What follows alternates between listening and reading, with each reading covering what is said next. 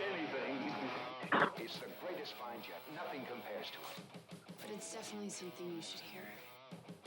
This is The Real Deal with Larry Lawton. Welcome to The Real Deal with me, Larry Lawton. Do we have a show for you today? We're going to start July out the right way. Here, 4th of July is coming in a few days. And we have a special guest on a series I binge watched when it came out, Nick. You're going to love it. It's called Gravesend. It's with a buddy of mine, William DeMeo, Leo Rossi, Chaz Palminteri. There's a lot of big names. What the guy from Sopranos, the heavy guy, Vincent Pastore. There's a whole bunch of guys in this movie. I mean, William Dafoe is in that. I think Forsythe's in it. So is Amon Asante. These are guys that have come from my era and stuff. But we're going to talk about that right after we start the show. I want to thank my sponsor, Oliva Cigar. Man, is it crazy, Nick? We've been with Oliva for what, a year and a half. They sponsor every single show. And I will tell you what, man, they've been a great sponsors, you know.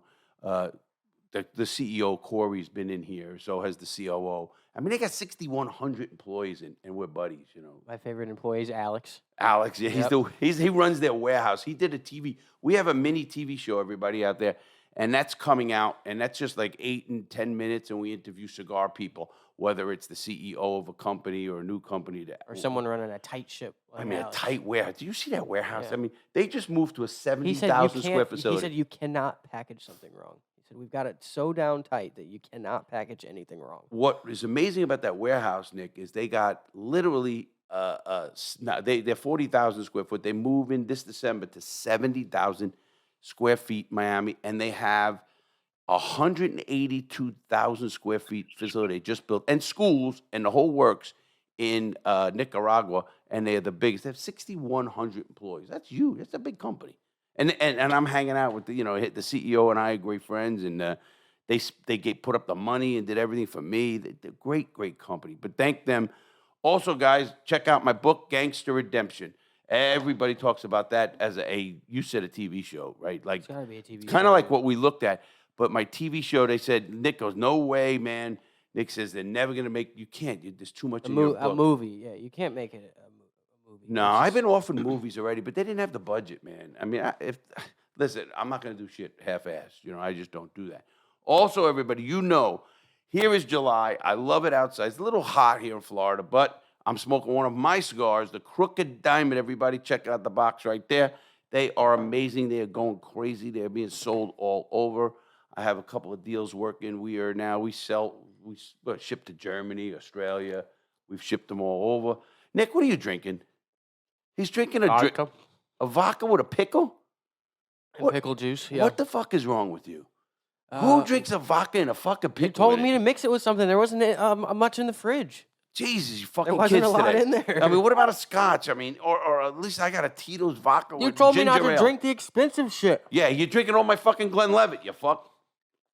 I picked a cheap vodka. No, I don't drink. Oh, yeah. What the Tito's vodka is the cheap vodka. I guess it is.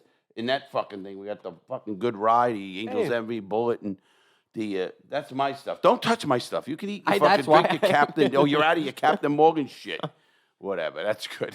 All right, Nick. All right, we got to get William. Okay, the reason we're doing this on July 1st, and we don't normally do that, everybody, is because I binge watched a great show, everybody. It's called Gravesend. You got to check it out, right? Oh, you binge watched it. I just totally binge watched it. And that show is on Amazon Prime.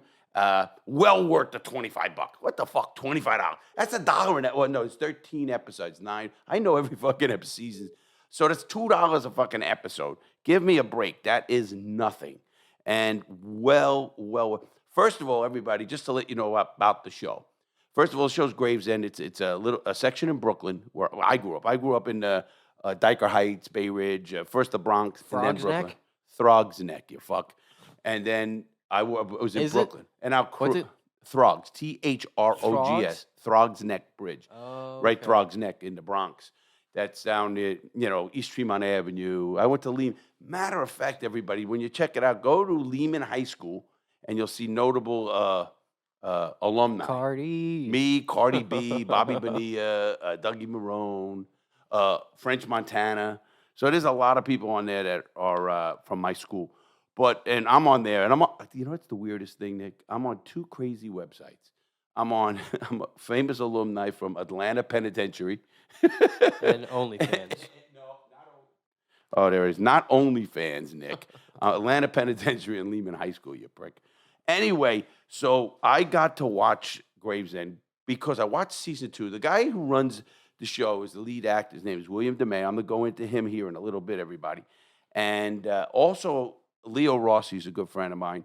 Matter of fact, Leo came to the party in L.A., boy. I got to tell William about a story about that. That was funny as shit. And so I was out there when I was in L.A., so I was with Leo Rossi. So I know these guys.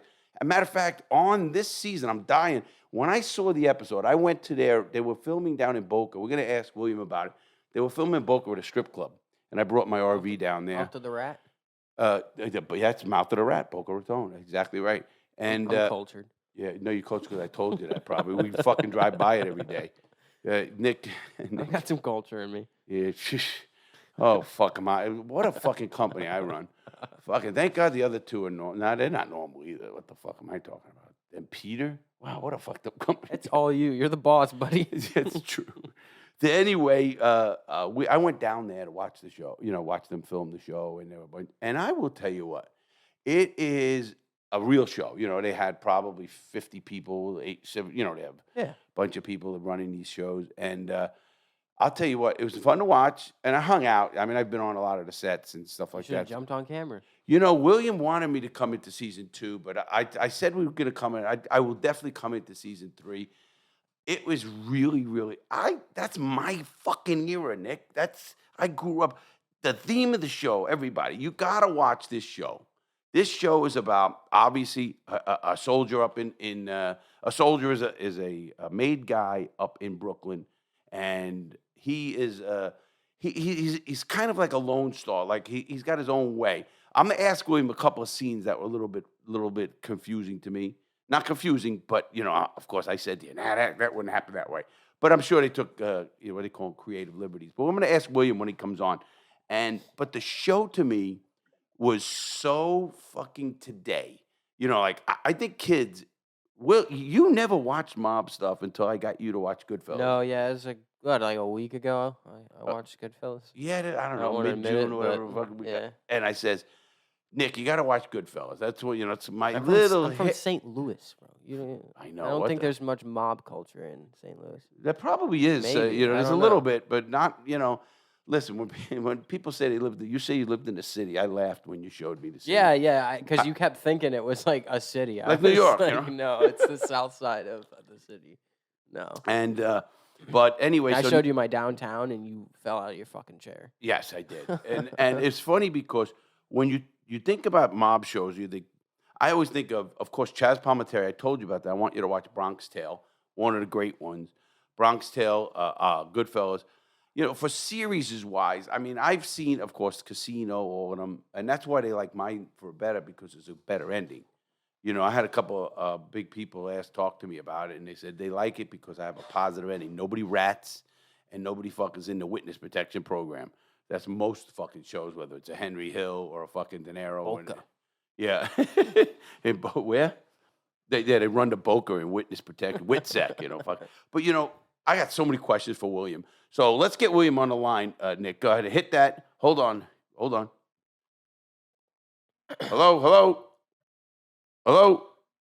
Hey, I'm here. William, how you doing, buddy?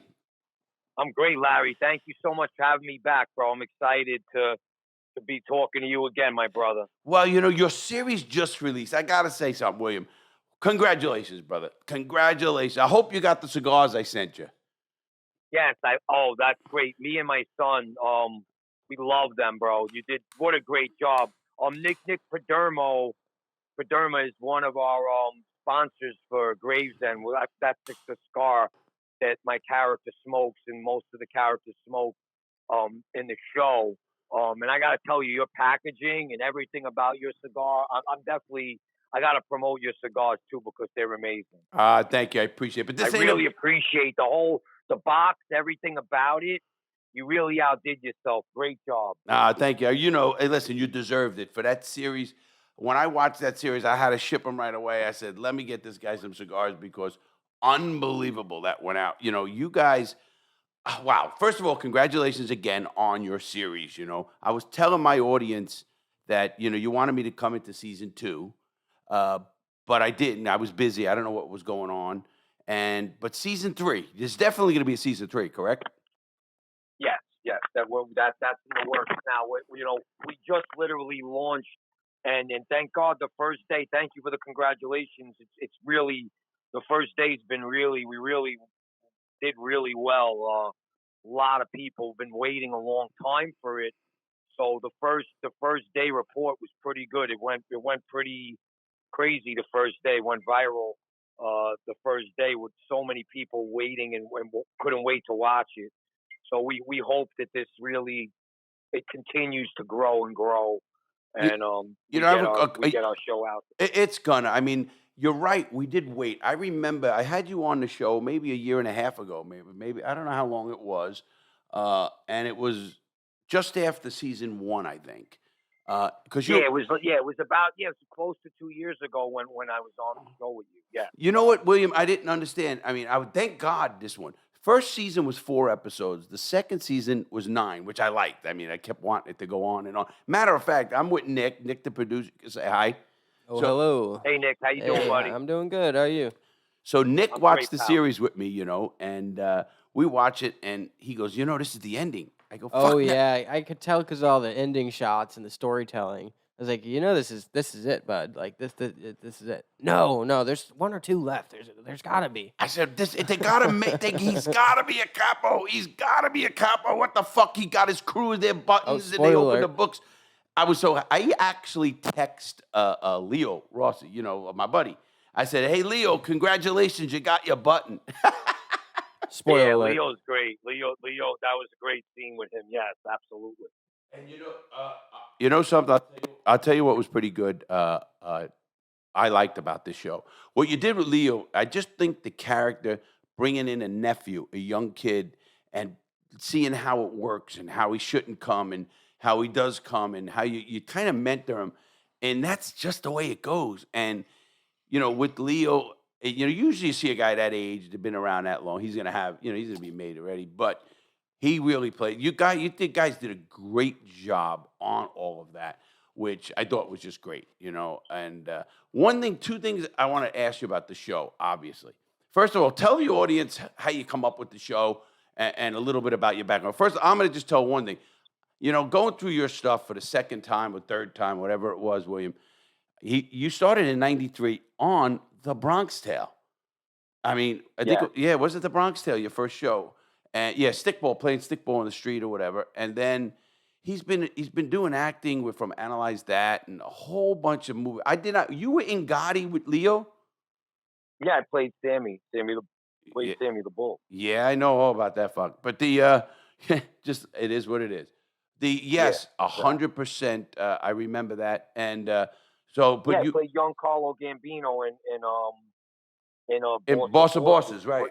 I didn't know that. That's played Castellano, and I played young Carlo.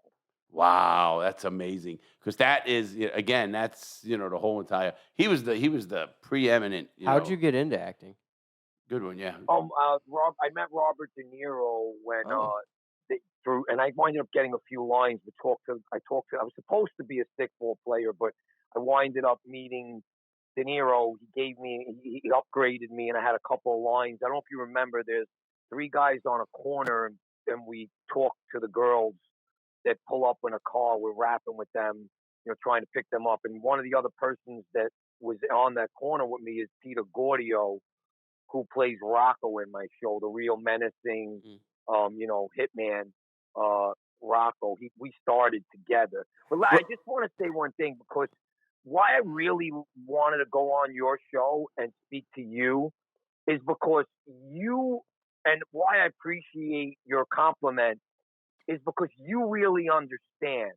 Like, there's audiences that really understand. There's people that really get it. And there are people that really aren't sure. Like, they don't really realize, and they're used to seeing, you know, these button guys, you know, always in, you know, high, like the top guys that are always, like, they don't know what it is being in the trenches. You know I was So there. Yeah. that's why I love speaking to you, because you understand it and you know the subtleness, you know the pastels, the club pastels. Like you Sure. Oh, he's understand. breaking everything down. Yeah, He broke every yeah, single thing down. yeah, yeah. Everything. And that's why whenever I walk in Brooklyn or I go to places where those real guys are, just running into them, they really appreciate what I've done, because like it's you know, it's on point. You know what I'm saying? It's on point about the neighborhood and everything. So I just wanted to, before we get into the whole conversations about it, tell you why I'm thrilled to go on with you, because you understand. And if you do have some questions, or if there is anything on your mind, like you said, that you think maybe you would have done differently, I'll be happy to explain.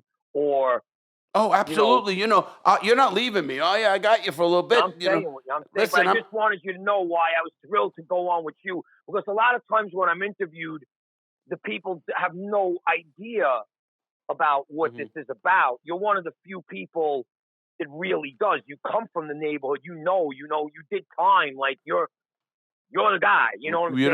know, You understand. So I love speaking to you about this. oh, thank you, William. I appreciate. That's funny because Michael Francis says the same thing. Michael and I interviewed Michael, and we've talked and been on each other's shows. And he said, Larry, man, nobody's ever asked me this because we know Michael and I are actually just 10 years apart. He's actually born in 51. I'm born in 61. So, and I'm 61. He's 71. So, I mean, I mean, he was just ahead of us. 71? Michael's Yeah, well, 71. Michael sat next to me at he was at the Bronx Tale reunion. Michael was sitting next to me. He's close with Chaz. We just had the Bronx Tale reunion party, and I was honored enough to be there. It was the 30-year reunion, Oh, and Robert De wow. Niro and Chaz. That's how we started. So, I can't thank Chaz Commentary enough too, because he's the creator of Bronx Tale, and having him in my show, it's like full circle. Oh, 100%. I mean, the way you put him in there, he's in there, and I like the part but I like what you're doing. He's kind of, of course, he's reminding me of Castellano. We used to call him up in the hill. He's up in the White House. They call it the White House. They used to call it the White House. It looked like the White House, Nick. I've been in that house actually, and it fucking unbelievable. I just was standing in the foyer. I wasn't in the I don't know the house, of course, but I just drove somebody there. But it was funny because that fucking house up on Toad Hill was, like kind of like they moved it to Long Island on the show. I mean that he was up like he's not connected, and you play a character to me that was unbelievable. Benny's Alato. That I love the way they changed the names of the families. It was just all that was good shit. But Yeah, what I he constantly was like, is this a real person? that's what he keeps saying to me. I said, no, Nick, you got to kind of is this? understand. I'm Yeah. trying to teach It you. was fun. It was a fun watch, especially from someone who doesn't know any of it. You know, The story was being told very well. I I got yeah, into it Thank quick. you. I picked it up. I think episode 3. I started watching, and and I was like, oh, hold on. He Why? used to make me. We were sitting in my office. I got a studio. I take care of my 90-year-old mom, William. So I'm Wow, hearing. God bless. I'm hearing. I was like, pause it. Hold on. I Yeah, gotta he go to the says bathroom. Nick's got to go to bed. I Pause jump it, in, pause take it. over the show. And of course, I'm sitting there and I won't miss it because then he goes, you gonna answer those emails? I said, no, I'm fucking watching the fucking show. You leave me alone. But so the couple of things. First of all, you started acting at that age. I mean, I don't know. See, my blood was more. I was just such a fucking risk taker. Obviously, hey, let me ask you a question. I got to bring this up. We're in a writer's strike right now. There's rumors that actors are going on strike. I don't know if it's going to happen. I hope it doesn't. But there's rumors and the writer's strike. You wrote that TV series, didn't you, William?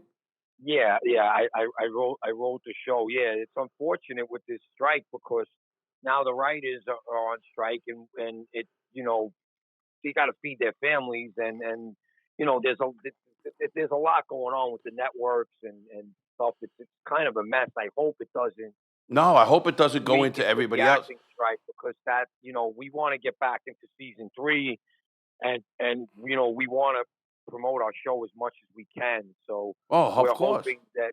hoping that this strike does not happen. But our one of the main actresses in our show, Fran Drescher, who plays Armando Sante's sister in Philadelphia. He plays the Philadelphia boss. Fran Drescher is the head of our union. She's the spokesperson. She's the person from our union. So Wait a minute, we're Fran thrilled. Drescher, wasn't she in the show? Yes, yeah. Fran Drescher played Nikki's sister, but she's the head of our union. She's the head of the Screen Actors Guild. Gotcha. Okay. See, I didn't even know because I know we're not. This doesn't air until the middle of the month. Usually by like July 15th. We usually tape 2 weeks before going on. So today's the 1st. So it's going to be about the 15th that this is going to Oh, that's air. great! I can't wait to tune into this. No, it'll be good. But and hopefully by that time the show is really taken off by the 15th. That all your fans and stuff like that. That a lot of them have already got to see it. But I know you reach so many people, and like you did for the first season, we appreciate, and I know a lot of people value your opinion. So, and I appreciate you speaking up for us, buddy. You're a great guy, and I know you speak the truth. One thing about you. I was just gonna say, William, William. People tell me, they go, Larry, you fucking don't care. It's not that I don't care. I'm 61 years old, William, and I'm at that point in my life that fuck it. You got to tell it like it is. What the fuck are they gonna do? Put me in jail? I've been there. Fuck. I was in the hole for 3 fucking years. Well, what are you gonna do to me worse than that? I mean, tortured and shit. But and I just like that. And people know I don't give a fuck if it's an actor, a politician, and if a cop, whoever it is. I don't care who it is. I'm gonna tell it like it is. Period. End of story. And that's why I have a couple of questions on the show. Sure. Okay, one stop. Near the end, I don't know what episode of it was. Maybe 7 or 8. No, maybe was it 8 or 9? I'm not sure, to be honest. I fucking just watched it yesterday. Wow, because they go together. You went and met Caesar, which is Chaz Palminteri. Everybody, he plays the boss of the family, and he's up on his let's call it his totem pole up in Long Island. And Benny, yeah, he has a country club that he kind of hangs out where like they play golf and like he sits up there in like Long Island. And just so you know, you brought up Paul Castellano. Just so you know, like how I do this is that it really isn't based on any one particular person or anything. I just take circumstances and I put it in my own way. Oh, totally. I got that. Yeah. But it just made, like, what happened to me, William, is it, of course, a lot that was going on, scenes, things that happened, that they were, that they reminded me of things that happened. Now, obviously, you might have took that thing, put it in a different context and stuff like that. We all get our inspirations and our thoughts and ideas from past experiences or things you saw and stuff like that. And you just got to try and find your own. And I think what makes the show, what made The Sopranos so great, I think, was that it was fictional. It was based on some real events. But when you do a movie it's based on real life and what's going to happen. When this is a show that you don't know what's going to happen and that's why I think The Sopranos worked. Because it was based on like a Jersey family, but yet they made their own way about it, and you didn't know what was happening. Where if you were going to redo the Colombo War, or you were going to talk about, John Gotti again, or Sammy the Bull, or any of these stories, Greg Scarpa, like what's going to happen because that's the real life. That's why I think that the show, I like the fact that you don't know what's going on because it's not based on an exact real story, a real person. There's definitely similarities and things that went down, but I put it in my own way. It's not like based on one of those people. 100%, and you're exactly right. I was in the joint with Vic Arena and Patty Amuso, Vic Musso, Patty Amato, and all those guys, and Nicky Scarfo. Nicky was crazy. I used to walk the track, and of course, in my mind, you kind of modeled Amon Asante from Philly as a Nicky Scarfo. A little crazy. Yes, definitely. But in a way, but like I just kind of like the name and everything, and it kind of stuck with me. There's more similarities with, it's based a little bit more on the Colombo family than anything else. Like the Colezo family is technically, supposed to be like kind of about those type of guys that were like, a smaller family, but just very like don't have as many members, but as everyone knows, from Joey Gallo and the Colombo War, that the Colombo family has, a lot of balls. You know what I'm No, saying? you kidding me? I was. Listen, I remember our guys telling us, "Hey, Larry, don't go down there." 11th Avenue, where Persico's place was. He had Romanique at that time over on 11th Avenue in 66th. I think they had a club there, and they had one on 13th Avenue. Look, And it's 86th Street. yeah, that's what I'm telling Nick. Nick, it's Yeah, 86th Street. Wild Bill was on 11th. Oh Avenue, yeah, too. Wild Bill, yeah, absolutely. Matter of fact, one of his guys is a good friend of mine, Black Dom. But anyway, Yeah, Dom's a good guy. yeah, Dom is a really good guy. Dom Dom's a Denisio, very good guy. very good guy. Very good guy. And so we're sitting there, and I'm doing watching the whole thing. Obviously, when I was out back, I went away in '96, and the war was in the early '90s, and they were shooting fuckers up. I remember my boss saying to me, "Larry, I don't give a fuck. Don't go down there because we can't help you down there." And I did go down there. What did I give a fuck? 3rd Avenue, all the clubs down there, and that's where I met my wife actually on I think it's 3rd Avenue. So and one of the clubs and. So anyway, we're sitting there, and I'm watching this whole thing, and of course, I'm understanding it, in a different way.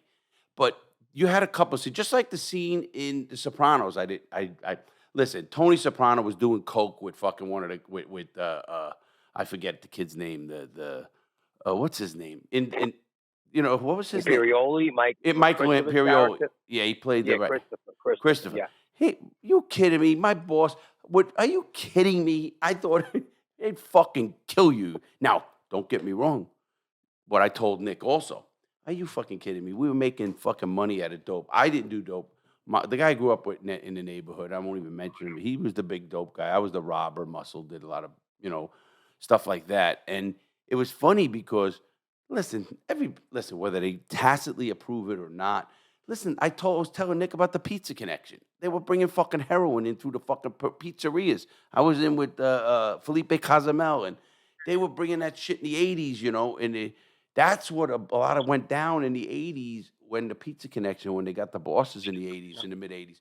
So it's just not like I get the fucking theory. I get it. I totally understood. It made me smile, obviously. But What is the theory? The theory, Why is the mob won't do drugs. Yeah. They don't care. They'll kill anybody. Come on. I mean, I've fucking seen. I've been around now. I remember them telling me, "Don't be stupid. Don't fucking come." I did so much stupid shit, and how I got protected. I made a lot of money for a lot of people. But why was the is that difference. like a story that? Well, it was kind of like listen, if you want to get back down to the mob in the real deepest of ways. Did it start off? No, like, was see, it when the really mob start came off here, no drugs, and then no, Nick, when the mob, well, there was no drugs back then. When the mob came here in the turn of the century, they were called WAPs, which is without papers. It's true. And then what happened then, Nick, was they ended up shaking down their own people, because they couldn't get loans, they couldn't get things. So they'd go to the shops and they'd get loans and they'd get protection. The cops weren't protecting the immigrants and stuff, like most families, most immigrant groups that come around. Well, they just got better and they got smarter and they got stuff of that nature. But you didn't see, obviously, people did crazy things. They'd rob people like houses and shit. And we did, listen, we all wanted to make money. I was an earner. I didn't give a fuck. That was my thing. I would boost anything. But I remember rob, tie people up, do what I had to do. But hey, William, you're in The Sopranos. I don't believe that would ever happen. Obviously, my boss would never do coke with me. Are you fucking kidding me? so drugs were an actual. Well, they That's what I'm they asking. made the boss. They made the boss. Well, that's the thing is that like the guys that I knew in my neighborhood were like most of them were dead set against that. Like even the young kids in the neighborhood that were coming up, gambling, loan sharking, all of that stuff was okay, but they didn't like the junk. You know what I'm saying? There was some guys that That's what did, the question was. but most of the guys that I knew, just from the neighborhood, just growing up, they were against that. How old are you, William? I didn't know. How old are you? 50. Oh, so you're 10 years, a little more than 10. I'll be 62. So, we're a dozen years apart.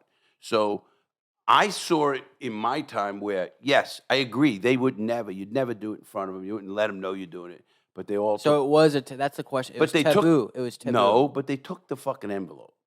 Okay, if you know but what I like mean. doing it, it's like now it's not taboo to do a line of fucking coke, you know. Well, yeah, listen, to old But time it's wise guys, in the I would media. never do It's that. in the media. It's in the culture. So that's what I'm asking. Back then, it was taboo. Just don't talk Yes, about if it. you Do it want, behind closed it was doors. taboo Don't to the promote it. public, Yeah, yeah. Okay, okay. but they knew they were making money. Yeah, Don't think for a yeah, second. Fucking the French, the pizza connection was in the '80s, yeah, and they started that in the early, and that was heroin coming from yeah. Italy over to the pizzerias all over. So and so they were making They put it money. like under the pizza.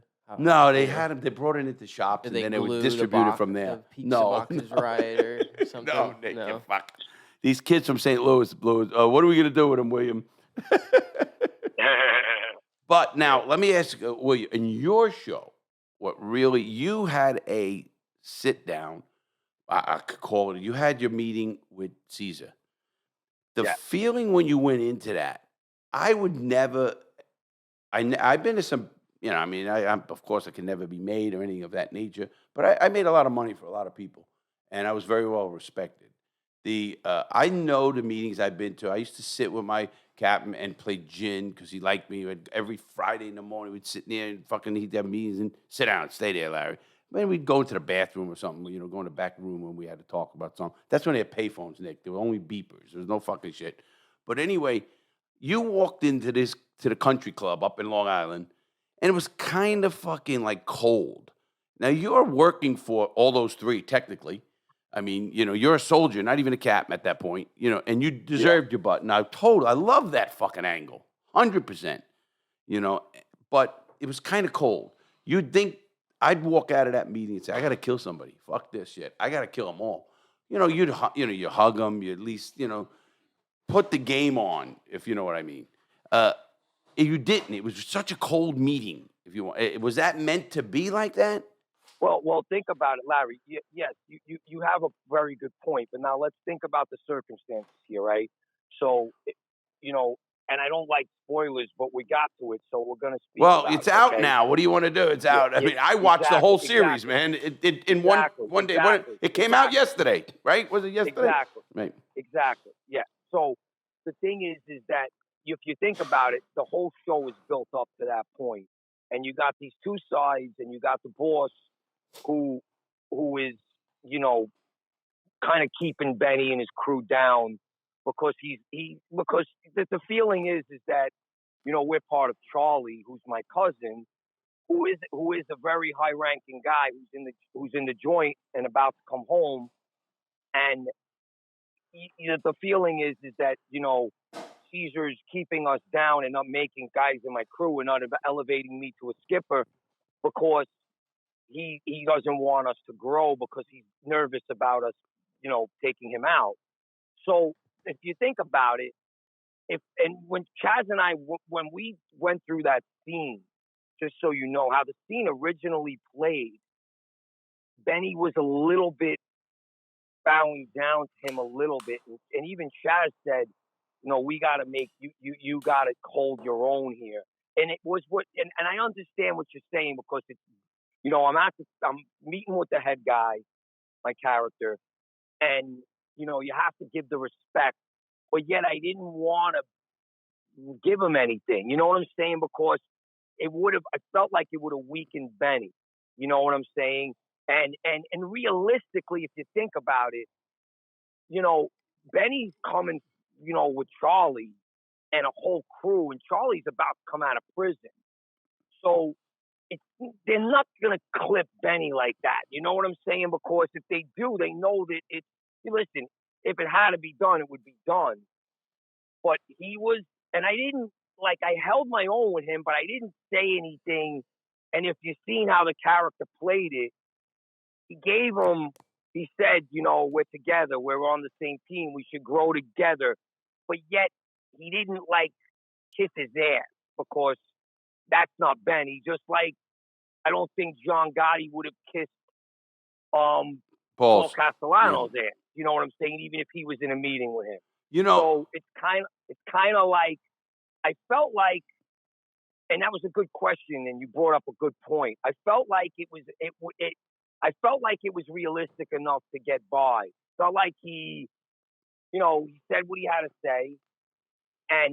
but he didn't he didn't bow to the boss, but he held his own, but he still got his point across that the rules were put in place for drugs, and he needed something from Caesar. The character needed. Yeah, he needed Caesar guys to get made, right? Sure, get their buttons. Yeah, and he needed Caesar to approve what he wanted to get done. And even though Caesar, I felt like when that meeting ended, there was actually a little more mutual respect for one another after that meeting ended as well. Well, you said that in the show. You actually said, because I'm watching that pretty good, because, again, Vinny Pastore, to me, played the Neil Della Croce kind of guy. And I was hoping he would stick up a little bit more for you, like, in that regard. That's what I thought. The other guy, I don't know what the underboss said, even at that point. I guess Tommy Vellotti at that point. But also, I look at you came out and you said, listen, yes, I had that more respect, whatever it was. You said all that. I remember that very well. You did that. So, but I also thought in my head, thinking of a season, hold on, there you go. Thinking of a season 3. Okay, okay, good. We're thinking of a season 3. I'm thinking, okay, he's setting up season 3 for. We got to fix this cord, Nick. But okay. What is it? I don't know if it's cord or it's mic or it's. Anyway, sorry about that. What we were thinking about was, I'm thinking, okay, what a season 3. Charlie's getting out. There's going to be a power struggle. Who's going to go with who? What backstabbing's going to go on? How are the other families? I like the way you did. I like the one guy on the pigeon coop slapped the shit out of those 2 guys. When he called you, he goes, they kind of insinuated you a fag with that. I love that scene because that's so true there. Fuck that. He would have slapped the shit out. I like that. But you're seeing in that thing, I'm thinking in my own head, there's going to be, obviously, there's a definite season 3, how a power struggle goes, who makes more money. I'm always thinking, I thought about myself because I'm saying, fuck, I used to make so much fucking money, with the diamonds coming in up and down East and Florida. You guys got Florida running. You guys really did that fucking, I'm telling you, I couldn't. And you made the Trafficante guy, I guess. Who is that guy actor? I can't place what he played in that was big. William Forsythe played Sammy the Bull in the Gotti movie with Armando Sante. Yes, but he also played in a brilliant actor. He played Al Capone. It was a show about Capone. He played Al Capone. And you know this one, Larry. Come on, bro. Anybody see Richie? Anybody know who wasted Bobby Lupo? That's Richie. Yeah, fucking Out for Justice. Yeah, with Steven Seagal. Sure, of course I remember that.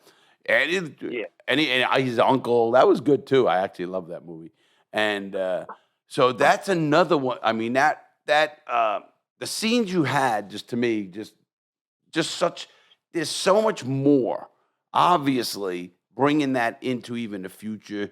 You get older, and now you the fireworks in the street. I mean, I did a party down south that was made that look like, obviously I had 1,000 people.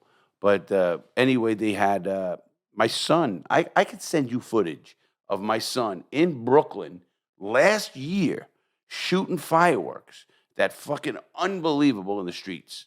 Just like you did in the middle of the fucking streets. And that was so fucking good because. Well, that's what it's about. Let me ask you a question. I got to ask this to you. Where. That scene there, I swear to you, it looks like my old fucking 68th Street, 69th Street between 11th and 12th. Now, I don't know, was it down at Gravesend? Yeah, that's on West Street between Neck Road and Avenue U. Okay, I guess they all fucking streets, look. The streets, they all look pretty similar. You know what I'm saying? Bensonhurst, Gravesend. Yeah. All the streets look pretty similar.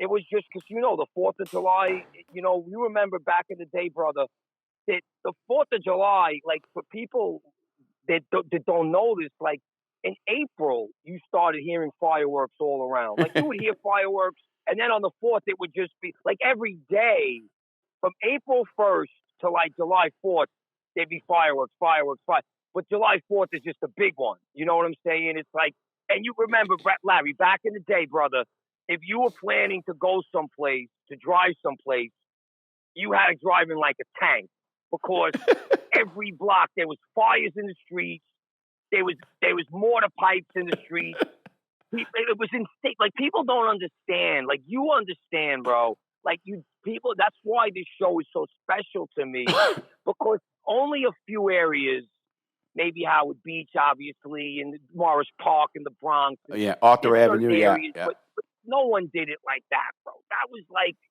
Unbelievable. insane. You know what I'm saying? So I knew that I had to tell this story because, they didn't do that in Jersey. They didn't do that in Connecticut. Like, they didn't do that in Florida. You ain't gasoline in the middle of the street Well, in Florida. William. Maybe you are, Listen, Larry Lawton. Listen, But like in William, general, I know I don't put anything past you. No, but But listen. I'm saying in general, you don't 100%. see that. 100%. You are 100%. I thought, I got my inspirations from the streets. When you did the scene, it's literally in my book that when it came out in 2012, that scene where the gas on the fucking fireworks and it went across a fucking hedge line. And I'm sitting with the mayor, the fucking people right next to me in a chair, and the cops pull up and people going, what are you going to do? I said, what the fuck am I going to do? There's fire coming down the fucking line, going into this fucking thing. I ain't getting up. And fucking, I lean over to the mayor and I said, now I was the godfather of the mayor's kid. I said, we put him in office. I got the whole stories about this, that. By the way, This is in South Florida, actually in North Lauderdale. Oh my! So you did this? You put the bandoliers and the firecrackers in the street? Firecrackers. Florida? Listen, what happens? It's a great story. I'm sitting in there, and I did a 4th of July party. We have shirts out there. Larry's 4th of July party, 1st, 2nd. I had ride companies. I had car shows. I fucking had 1,000 hot dogs, 1,000 hamburgers, 600 ears of corn, fucking a band, and a Barney painting kids' faces in the day. I fucking closed down my complex. And I literally had fucking 6 goons take a little car at that time, whatever, maybe a Fiat, whatever the fuck it was, and because this guy didn't want to move it, put it in front of his door where he couldn't get out of his fucking door, prick. Anyway, so we're sitting there, and one of my drug dealer friends, a big-time guy, and he goes, Larry, I want to do something. I said, listen, I told you this is my day. He goes, can I do the fireworks? I said, you got it. Make sure it's right, because I had guys playing the fucking, Star Spangled Banner, all that shit, when the music. Now, there are bands there too. I had a band and everything. So we're sitting there, William, and I'm sitting in front of my house. I got my parents, people, the mayor, and a bunch of, a couple of our friends there. And then we're sitting there, and he says to me, my buddy his name is Raul. He goes, hey, Larry, I need one of your guys. He goes, go take it. I said, Junior. His name is Junior. I said, give him whatever the fuck he wants. He sends Junior for a gallon of gasoline, right? He puts a fucking thing. I'm just sitting there. I don't know. I'm smoking cigars. And all of a sudden, now we lived in a complex. You can see a picture of it. So this is your son grabs the gasoline? No. A kid named Junior. A kid who worked for me. He was my guy named Junior. And a Spanish kid. Great kid, man. Great story about me putting a gun near his head and blowing a fucking thing when he don't answer my beeper. That was an important thing with me. But anyway, so we see he fucking takes a fucking big pile of fucking like what you guys did. It was great. And I told Nick during that scene, I said, man, that's my fucking scene. The fire came along, it made a long thing of flame, with the gas. He lights the fucking thing. Now you see the fire go above these hedges, going towards this whole pile. Now, right when that's happening, fucking 2 cop cars pull up. Now, this is at 9 o'clock at night. And everybody, Larry, what are you going to do here? I said, what the fuck am I going to do? I lean over to the mayor. I said, Jack, you better take care of this. Now, we put him in office, and then we literally paid $25,000 for 2 councilmen to change the city to be what they call a strong mayor city in South Florida. So anyway, he ended up becoming, he just died. He ended up becoming the longest mayor, one of the longest mayors served in the state of Florida. Anyway, so Jack gets up. The fireworks go off just like you had it. It was they're going everywhere, fucking on the floor, on the fucking thing. It's gone nuts.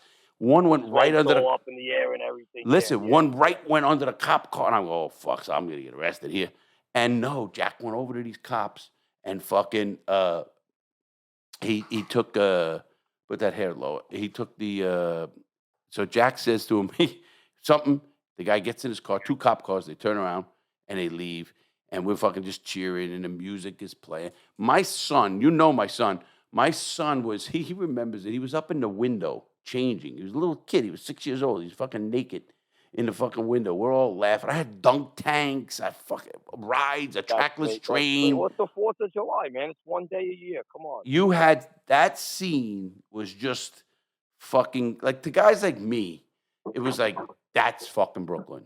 That's fucking Brooklyn. Well, that's what I get, and that's why whenever I'm in Brooklyn and I'll go in L&B or I'll be in one of the places. I told you, it's people Pomona come up to Gardens, me L&B he's talking yeah, about.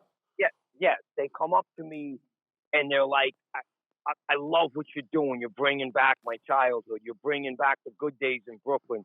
You're bringing back that. And if you remember, Larry, also, not only was that, you had the people dancing in the street. You had the tarantella. You know what I'm saying? Sure. Like, all of that was so, like, it's about the neighborhood. You know, it's so much more than just about the mafia, the show. It's about the neighborhood. It's about the time. It's about protecting your neighbor. Like, even the character that Mario Cantone plays, the gay character, Franco. Perfect. He's part of the neighborhood. Exactly. Yeah, he's a neighbor guy. He lived on his block. 100%. He doesn't judge him on anything. You know what I'm saying? He protects him. He's a part of the neighborhood. You're part of the neighborhood, we protect you. If you come into the neighborhood for problems, you have problems. That's what I really wanted to show. You did it so well, Willie. I'll tell you why. I tell people, we didn't give a fuck if you're black, white, Spanish, fucking gay, fat, thinny. If you come from that neighborhood, you could have been a Martian. If you come from that fucking neighborhood, you were good. And exactly, bro. Exactly. Listen, as long as you stuck together, it didn't matter. It doesn't matter your race, your religion. You know, Jews hung out with Italians. You know, Irish hung out. You know, African Americans. People, if they were around, we hung out. It wasn't like, you know, if you were good and you got along with everyone, that's it. You know, and it did not matter if it did not matter what you said so good. We used to fight within ourselves, but you fucking get in on our fights, you're fucked. You ain't coming in on our fights, motherfucker. You know, like you could argue, fight. You even had some things in the show, and people got to understand it when they watch it. The old man, the old Italian guy and his wife, that was fucking funny as shit to me because it's so true. The old guy, and they go to the fucking Regina Paces or whatever, they go to church and they just sit there and they fucking, you know, and they could walk, Nick, with a fucking, like, a grocery cart. You know, they used to give the little bucket, the baskets, the old ladies. With the wheels. Yeah, the little wheels. They ain't getting fucked with. They ain't getting fucked with, man. And listen, my son still lives there. He lives on 13th Avenue and 77th Street. Oh, just air him out. How about that? That's great. He's right in the heart of everything. Well, you know what it is with the Italian woman. You know, Larry, the Italian woman they're always in the window. Oh. So when she said, I watch your house, better than you could ever imagine. So I wanted to show that even though Benny was gone in Florida, nobody was going to, like, come on his property or, like, you know, she was by the window. You know what I'm saying? That's how it was. You know how nosy, the neighbors were. You know what I'm saying? Especially the old Italian woman.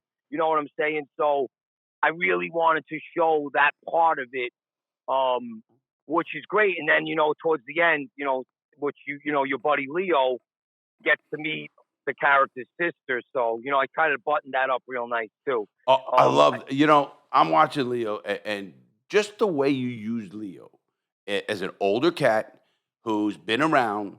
He'll fuck somebody up when he has to, like they did with the kids in the car, those fucking cocksuckers. They think they have bad asses. Look at me thinking it's real. I'm getting mad. You're getting mad watching it. I was doing Why would they do that? What do I tell Fuck him? I'm talking to the TV, William, and Nick is going, what the fuck? I said, you don't know. That's what I would do, the same fucking thing. He's getting his ass beat. Watch. Like, oh shit, they just fucked him up.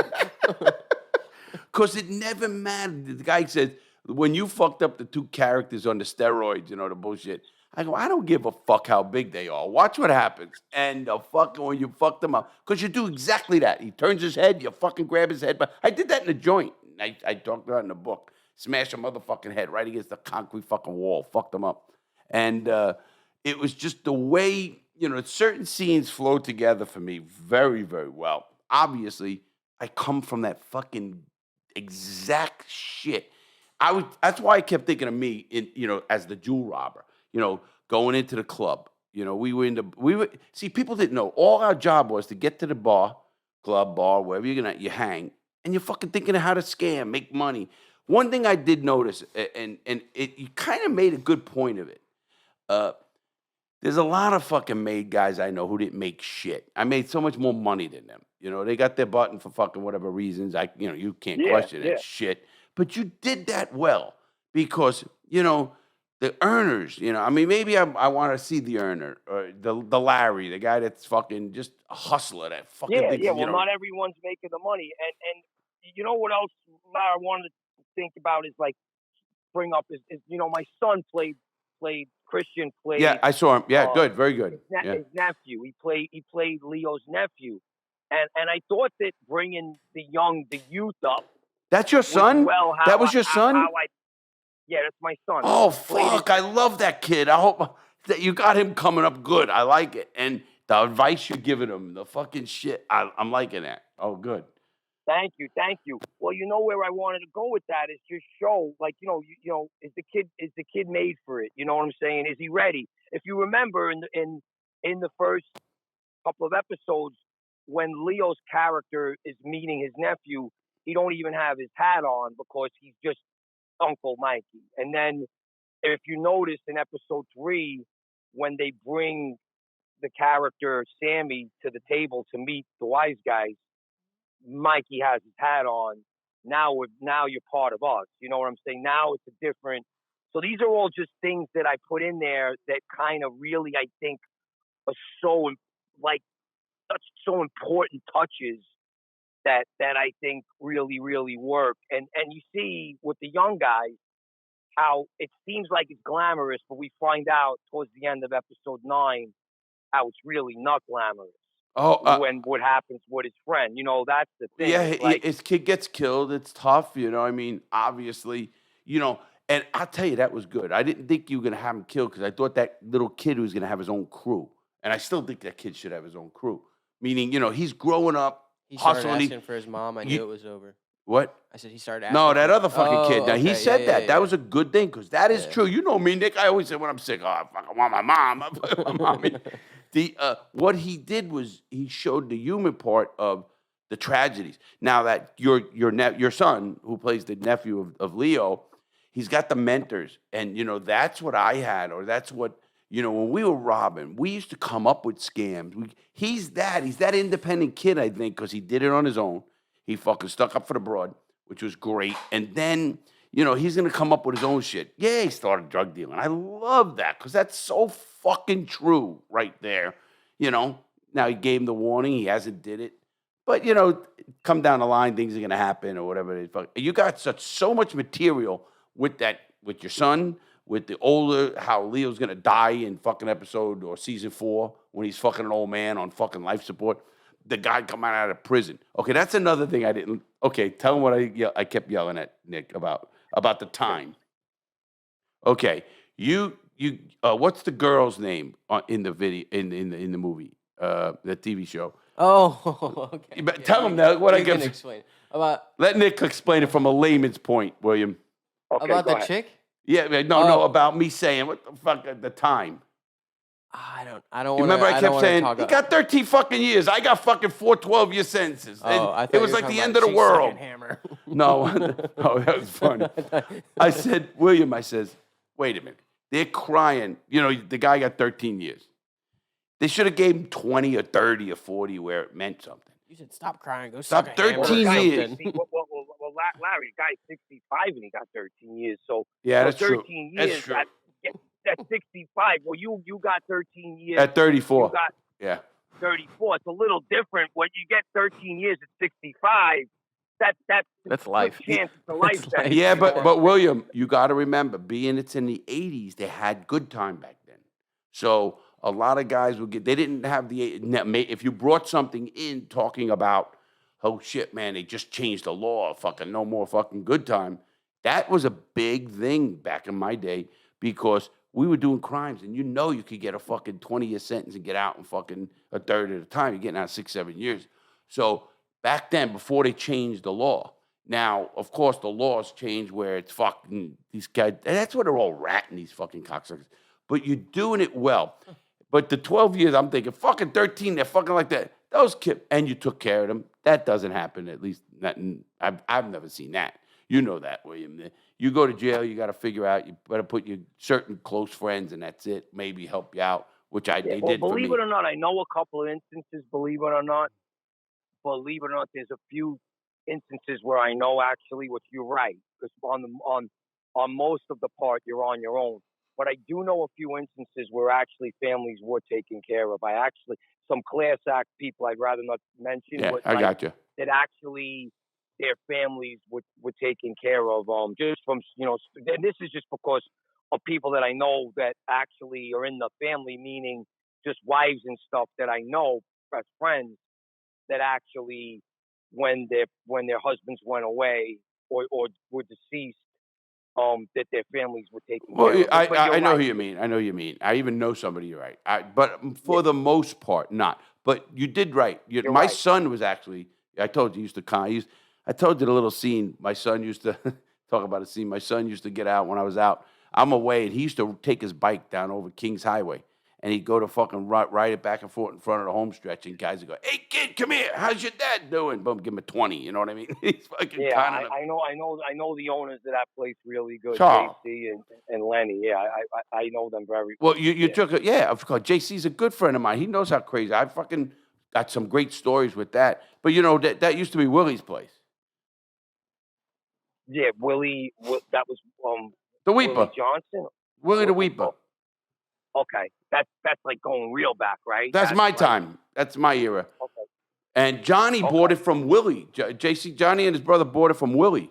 I went back, and I wonder if Willie's got to be 90 something, and he was shot Oh, he's 3 still times. alive? He's still I alive? think he was the last time I was up there, William. And matter of fact, he was shot 3 times in that place. And he told, I brought a couple of friends from 3 Florida. separate times? No, in one instance, bang, bang, bang, bang. Okay. And so he used to talk about, because I used to carry 2 pistols. I was a crazy fuck. That's where we took care of my brother up in the second floor. We used to play cards, and we took care of him with a bullet wound. And we got him back to Florida. This is pre Put him on a 9/11. plane? Well, yeah, back That's then you could just buy a crazy. ticket. You didn't have to have fucking anything. That's fucked. And that, talk about a great scene. And so he gets, because we fucking did the robbery in Philly, and we got back and they changed. I had Brooklyn Auto Glass change the fucking bullet hole in the window. We had no New York plate, so they didn't have a New York registration on the fucking window. So we changed the thing. It was a DMI.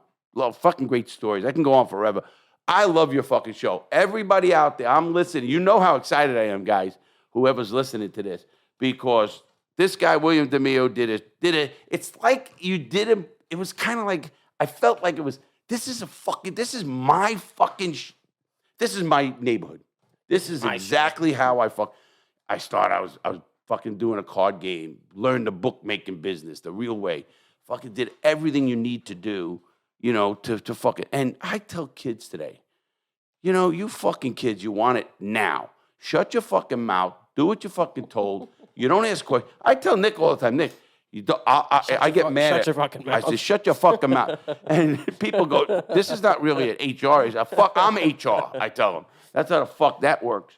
But and it's funny, William, because, and I know my audience gets feel this.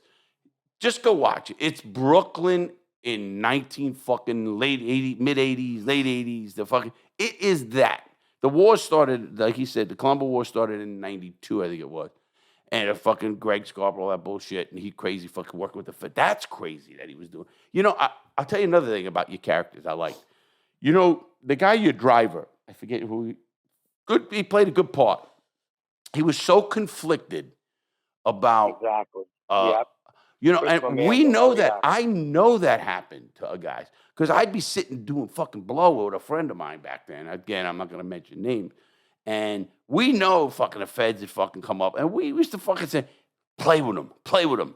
Meaning, like jerk them off, And I don't mean jerk, tell them you're going to do something. I got it. I tell you this all the time, Nick. I never went away because of rats. The FBI is good.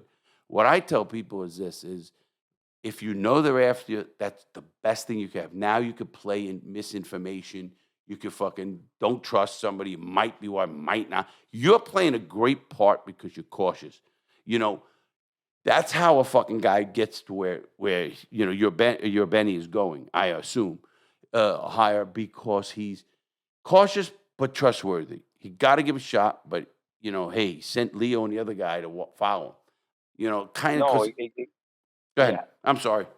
I'm off on a tangent, William. I'm off on a tangent. Well, can I ask you, Larry, how great was the soundtrack too? The music. I mean, I put all the freestyle in there, and then I put the Frankie Valli music. You know, we wrap it up with Neil Diamond, which, come on, I mean, Brooklyn Road. Paul Simon, Neil Diamond, that's all our guys. I thought the fight scenes were a little overboard on the sounds of the fucking beat and fucking. I didn't hear sounds, like that. But that's just something that somebody who beat people fucking understands. Yeah. But Larry, when you got out, did they give you 3 years paper. Did you have like a list of people you couldn't talk to? Did you have hey, listen to this. Supervised release, or were you able to go? Because I know there's different. No, I had organized crime probation. I went into the RICO Act, and I had 200 people on a list. You mentioned that in that fucking show was great. So I don't know which episode you mentioned it, because I didn't know probably 170 of them, I knew 30 of them, the guys in the Brooklyn area. I didn't know the Bronx guys. I didn't know the Queens guys, that were associated with us guys. I didn't know who the fuck they were. And they give me this list. And they say, you can't associate with any of these people. I look at the list, and I go, I knew some of them, and I go, I don't know fucking most of these people. We didn't give a shit. You don't even care. Give a shit. But the crazy thing is when they tell you can't associate with sometimes with your own family members, like, what are you not going to talk to your brother and stuff? I mean, come on, it's like 100%. I had that. I had 3 years paper, and let me tell you how much of a prick they were. Did they do that to Dave? Yeah, Dave too. Let me tell you how much of a prick they were. My dad was dying, and my dad, we took him up to New York to be. My sister had a house. She built a house upstate it's called Walden, a little bit north of Middletown. And she built this big house with her husband, and they built a wing to take care of my grandmother. Then it came my father, who died of Alzheimer's. I'm very close with my dad. He visited me in every fucking prison I was in. My dad wrote me 2 to 3 times a week for every fucking year. Me and my dad were very close. Anyway, he used to hide the money. I always showed you the spots where he'd hide the money. Yeah. Anyway. Allegedly. Allegedly. He was dying, and the guy fucking said to me, you can't go up to fucking, New York, because I had to have special permission to leave my district, federal district. And he said I couldn't go, and I said, fuck you. I went. I came back, and I asked for a meeting for the supervisor of the place, and I told him the whole shit. I said, now I'm going to, because I knew the law so well, I said, I'm going to file a petition with the judge about harassment and all this kind of shit. And they ended up talking to me and said, no, we didn't know how serious it was, because they didn't check. They don't give a fuck. Mm-hmm. They don't give a fuck about it. They don't care about the human side of shit. And I'm not fucking John Gotti or some shit, but they want to keep the foot on your neck, and it is the truth. I had 3 years of that shit. Let me tell you how bad it got. I had a judge, you saw him the other day. I'm sitting in my office, William, a day ago with a couple of guys you'll meet. You'll definitely meet a judge, another wise guy. His dad had the garbage business and shit in Manhattan. And they're friends of mine. So we're sitting in my office just the other night having drinks with Nick, everybody. And we every second Wednesday of the month, we have a guys thing. And there's some heavy hitters there. Guys who fucking invented the Apple I, good friends of mine. So we go out, it's a guys thing, and a bunch of us, maybe four of us, come back here to my office, where I'm with my, and we sit, we just have some scotches, we drink, we bullshit till 12 at night, you know what I mean, from the dinner.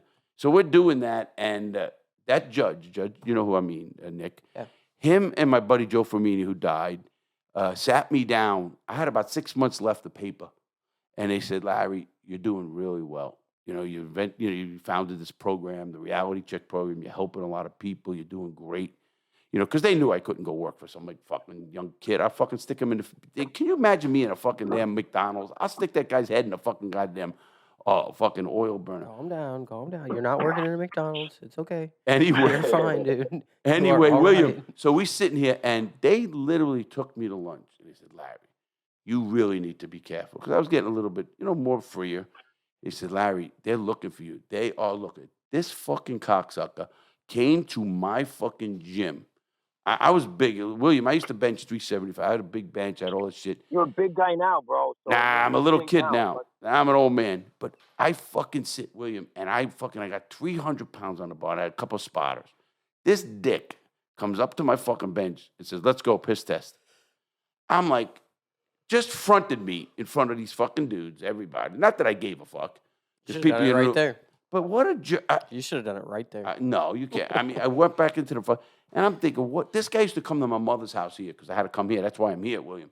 And he fucking, they have the right to come in this house. Does he have the key? They could do anything. Does he have a key? No key, but they can come in and they'll break that fucker down if you don't come say yet. And you signed for that. You signed for that. They are pricks, William. But you even made the agents great. Fucking great. Seen there, those cocksuckers. I wanted to smack them every time I saw those two fucking agents. Heated. I wanted to fucking smack them. So Yeah, they did good. Yeah, my good friend Paul Borghese plays Morano. He's great, and we did a lot of movies together. Yeah, no, thank you, bro. I'm blessed. I mean, the whole cast, from Sophia Milos to that's another thing I want to bring up to you too, because I know you know better than anyone. So the character Benny gets put in a situation where his skipper, the capo, his wife, is getting a little, with Benny. She's, her husband's doing 13 years, and she starts to get a little bit. She's kind of like caught. She's like, and the stuff she does but Benny wouldn't go for it. You know what I'm saying? But he's still, he's a man. He's a fucking man. He's a man. Yeah, you know what I'm saying? Listen, you got to think about it. Is that some people, I've seen some people say, oh, he would never meet with her. First of all, I'm trying to take care of the character's trying to take care of the family. If she says it's important to meet him, he's going to meet her. You know what I'm saying? 100%. He met her outside. He didn't go to the house. And that one time when she was trying to he showed up with another guy.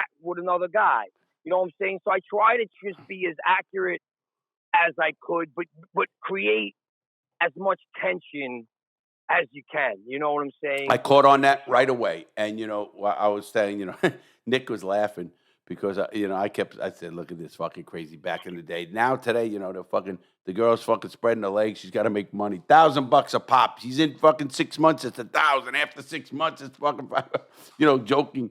100%. You did that so well with the characters and the women. Because, women can be trouble. And you know it, and I know it. I mean that in the nicest way.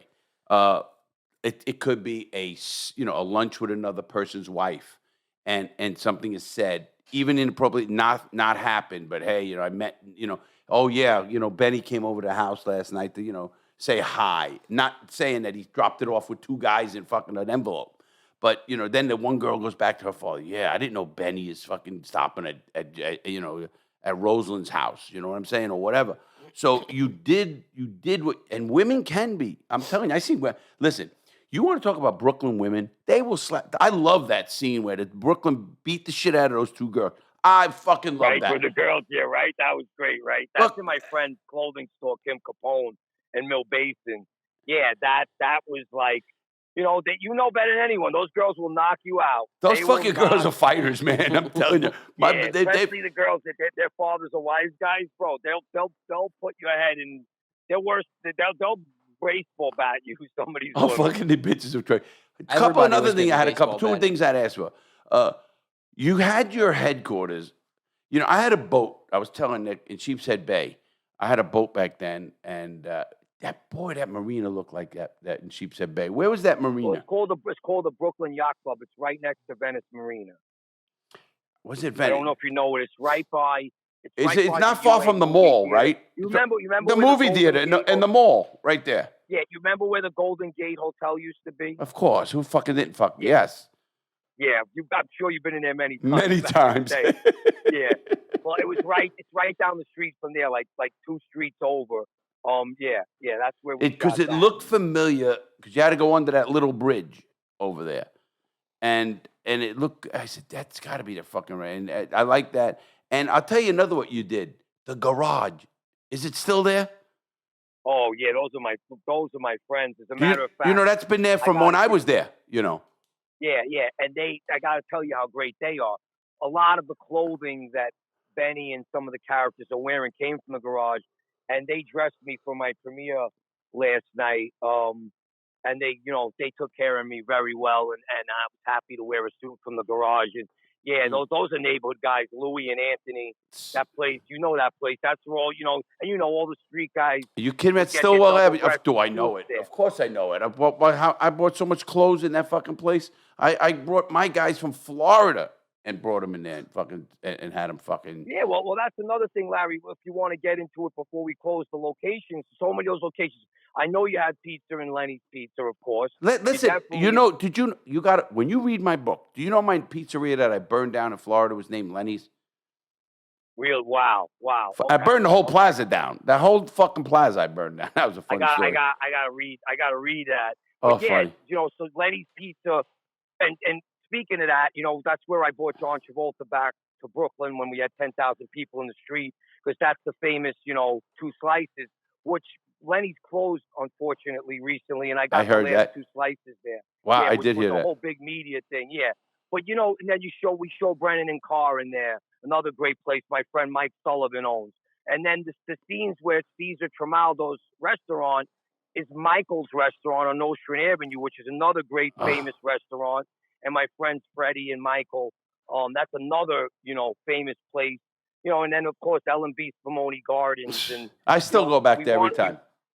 We wanted to feature, some of the great places, John's Deli, and just I'll tell you something. Those neighborhood places that are still there. Definitely season 3, we're going to get Roland Roaster in there. What's it looking like writing season 3? Like, what's your process? Wait, hold on. I want to get. You're not running on me. I got a few minutes. Yeah, a few more questions. Yeah. It's good. Okay, great. It's funny because I was married to Regina Pace's church, and my wedding was at the Oriental Manor, which is on 86th Street and 18th Avenue, and that place had 3 halls. We had the whole fucking 3 halls, for that whole fucking wedding. It was a big deal. And I had Carmine Persico's private stretch limit. My brother spilled champagne in the motherfucker. But Wow. It was crazy because my father-in-law, was doing Italian Lear. He did his shtick with the, things, and that was my wife's family and me. So it was a big deal. I was looking for the 18th Avenue or Avenue U, the DL. I shot. Matter of fact, you could ask Johnny JC when you see him. Say, Larry, tell you about the time he shot up fucking apartment underneath him. It was a fucking cop's house. There's a great scene fucking there. Talk about fucking crazy I was back in my vet days. I was just a sick motherfucker. And I look back now, William, and you now, Nick, I'm going to go into Nick. Nick, ask the question because I that was my next. But I just had to mention fucking his location shoots. There. Your location shoots, William, I'm telling you, anybody from the neighborhood has got to fucking just say, oh, fuck. I couldn't stop saying that. And I know I was getting a pain in the ass to Nick, and he's watching the fucking thing, and I'm telling him, that's the motherfucker, there's over there. You go down that street, you see Spumoni's right there. I still, whatever. And then you go up, all the clubs and this and down. But go ahead, Nick, ask William your question. Yeah, I just want to know what. Yeah, guys, just so you know, I have 10 more minutes because I have to go to church, but I have 10 more minutes. You got it, brother. You got it. Yeah. 10 minutes. You. Okay. What's the process of writing season 3 looking like? Yeah. Well, we're into the part where right now I'm outlining everything, and it's hard to really, once you write, you have to really focus on just writing. Yeah. And the show is it just came out, so I got to promote it for a little while. Well, and then we get into writing. Like I'm gonna probably really get into it in like early August, mid-August, and then the goal is to start shooting in the winter. I hope that the strike doesn't happen so we can go and start shooting. Yeah, they got to stop. This writer strike's got to stop, and I pray there's no other strike going on. But also, William, make sure you read my book, Gangster Redemption, because it's going to be 100%. I know you sent it to me, and I'm definitely, I'm definitely going to read it. I'm going to read it over the weekend. I'm going to definitely read it. Well, because it's going to be just inspiration for you. The scene, certain things. It's going to be you all the way, 100%. You get it, and of course, anything you need from me, I will help in any way I can. I look forward to it, even going into season 3. I want to be in it one part. Or I don't know what. They need the robber. They need the fucking guy who's making the money. Where's the money come from? Here it come from. Because that's one thing I didn't see too much. Where are they earning their money? You know, I mean, you had envelopes. You gave people envelopes, which is so true. Well, we showed the whole thing with the gambling and the gambling machines and You the did. sports You book. did. You did in the Yeah, beginning. and And that was and I Florida, though. remember yeah, Florida, and just you're right. I'm going to show more of that. And you remember when they robbed the Cabbage Patch? Of course. And he was pissed off that they brought the truck in the front of the place. Yeah. But we're you going know, to elaborate a little more on because that. you know, the Definitely. earning is a way. You know, the earning money, the robberies, and the you know, hot stove. You know, have the car come up in front of the place with fucking open the trunk and his underwears and his guys. You know, boosting trucks at the airport. Underwears. Yeah, I never bought a fucking thing. In Oh, fucking, you know, okay. I thought you said a guy in his underwears. No, But he's selling socks. I got scenes where these guys would come I up, was these buying fucking, socks off these tables. other fucking assholes that weren't connected. They'd come in front of the bar and they'd open a trunk and they'd say, "Hey, look what we got." We'd keep them in there and we'd rob the fucking car from them. Fuck them. We did that, but we had so many Leave ways. him in his underwear. We had ways to hustle, and I think Exactly. that's a way to bring different people in, whether it's the African American, the rap community, because. Exactly, Larry. Just my thoughts for you, brother. You know, I hope you can make time for season 3. I know you're a busy guy, and I'm very happy for your success, bro. Thank and you you very know what? much. You teach a good lesson to people too, bro. Listen, you're definitely a badass type of guy, but you have a heart of gold, and I see that you look out for our youth and you want them to walk the straight path. 100%. That's listen. You did your time. You realized you made some mistakes. I'm sure if you could redo it again, I don't know if you'd exactly. You were prone to your environment. You grew up in a neighborhood. You know, you saw the fast cash and stuff, and you earned, and you know, but you did your time. You didn't talk about anyone, and now you're out, and you're trying to give a message to people. You're, and that's what I like about what you're doing, and that's why you have a good heart, bro. I see how you are. You're a good man, and you deserve the success you have. And listen, and everyone deserves second chances in life. You know what I'm saying? William, I really appreciate that coming from you. You know, from you, William, I really do. And I want to say that because I know you got to go. What you do, even the advice that you're giving Leo's, you know, your kid, Leo's nephew, it resonates. It resonates because, you know, you couldn't stop it. You know, even Chaz, when he talked to his own kid, he couldn't stop it if he wanted it. You know, you can't. And I get that part of it. So I understand it. But listen, we lived it. There's no reason they have to go to prison for as long as I did and all this and have to do the things that I had to do, you know, to get by in life, so to speak, in our neighborhoods. Because you know what I mean. I'm going deep there, but I'm not going to get into it. And you know what? It is what it is. I often tell people one thing, William. You know, I don't regret anything. And, you know, you said a great thing there because we grew up in an environment that things happen and they happen. End of story. We got to move on. If we could educate people on our life, it'd be good. Exactly. Listen, Larry, you know, I grew up with kids in my neighborhood, right? Like we're young kids. We're growing up in a neighborhood, and we see all these people, and we're seeing the fast money, and we're seeing the Cadillacs, and we're seeing this, and who has family members that are involved. I have many friends that I just played Little League baseball with, who were just friends of mine that became made guys, and a lot of them went to jail, and a lot of them, you know, and I'll tell you, a bunch of them that I know that I grew up with. You know, I'm sure that we've had conversations a little about they are what they are, and they're never going to regret it because they are what they are. But I know a lot of them have looked out to make sure their family members have nothing to do with that. I did it. And that they realize that this is what they grew up this way, and that they probably would change it. You know, after you do a 10-year stretch, you know, even in your 30s or 40s, and you're away from your kids for 10 years or 12 years. You know, I've seen how, you know, these guys are men, so they handle it. But yet they realize when they're in there, you know, maybe I could have became 100%. a stockbroker, or maybe I could have, you know, there's other ways to make money. Maybe I could have, you know, had opened up my own business, a construction business or something. So, you know, people don't understand. Like, you get it. Like, when you're growing up with this and it's around you every second, it's hard to, like, not take the temptation. Well, You know what I'm saying? I almost say, William, because I did that to my son. I made sure he wouldn't. I grew up, like you said, that's what I emulated. That's what I want. And I lost my son. My daughter was 15 months old. I get out, she's 13. My son was just turned 7. I got out, he was 18. So you lose those years, and I can't get him back. I had tough times with it. Had to, deal with that. And even my daughter once said to me when she was 15, "Where were you my whole life?" How do you answer that? But I ended up still disciplining her, and we're very close today. Matter of fact, I'm having Yeah, another. well, there's resentment sometimes. There's resentment. And I try to show that in the show, that you see that the character Rosemary, Sophia Milos's daughter, Rosemary is upset that her father's doing 13 years. It's affecting her. It's affecting her life. She wants her father to walk her down the aisle. Something. People don't, it devastates the family.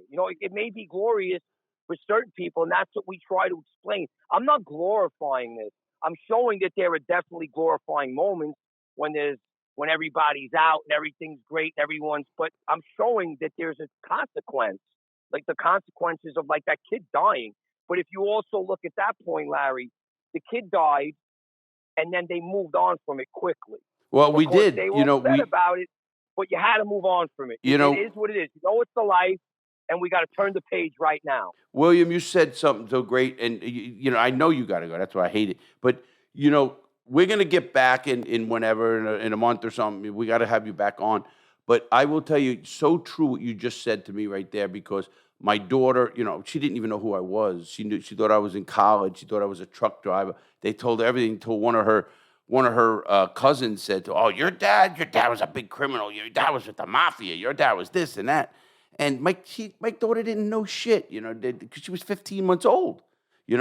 So, but you're right. My son, my son's growing up in that shit, so his whole life. So a lot of his friends' dads are just like me and whatever, and that. Of course, yeah. So my point is, you're doing a great job of showing it. It's a very fine line, but it excites an old timer like myself. And I text Leo. I'm gonna text him again and call him, because I want to have him on too as well. And I think this show I just love the way you did it, and I want to congratulate you. I know you got to go. I appreciate your time, bro. I appreciate you putting me on. Thank you for having me. You're one of my first interviews as this show came out, and I'm honored to be on with you guys. And I appreciate you supporting the show and spreading the word. And I love to come back on with you, and I look forward to seeing you. When you come to New York, I hope you're coming this summer. I'm coming this summer. I come usually a couple of times during the summer. I do come up, and we will definitely do that. This is going to air in a couple of weeks, so it's going to air in mid-July sometime. But William, congratulations, brother, and enjoy the cigars. Enjoy the cigars. I appreciate it. Thank you so much, guys. It's a pleasure to speak to you both. Nick, thank you too. Yeah, no you problem. guys have a great day. Yeah, happy 4th. Happy 4th, and my best to your family too. Your son, congratulate him. He did a great job, and you guys did a great job. Congratulations. Thank you so much, guys. Have a great day. All right, everybody. That is William DeMeo from Gravesend, and he did a lot of other stuff. So check his show out. His show is an amazing show. You'll love it. If you're a Brooklyn guy or you're a New York guy, Nick, that's the difference. You're from St. Louis. You probably don't understand it like we did. Obviously you heard us talk. So I've been to New York City. Yes, I haven't swung around Brooklyn, so I don't know much about the culture there. Well, you've now been to New York a few times with me. So is it like it's swinging around looking? See, first of all, everybody, Nick is talking about being in New York as Spider-Man. Dead set, same thing. No, it's not. Yeah. You never met Gordon Blair. It's actually a little cleaner. You never met a Gordon in Spider-Man movies, have you? I've rescued a couple of them. Oh, no, don't do that. Don't do that. But anyway, we are going to have a great day. Nick, I think we're done for the day. Here's Saturday. Let's rock. I want everybody, make good choices, everybody. Go see Gravesend with my buddy William DeMeo and Chaz Palminteri and Leo Rossi. Have a great day, everybody. Please stay safe.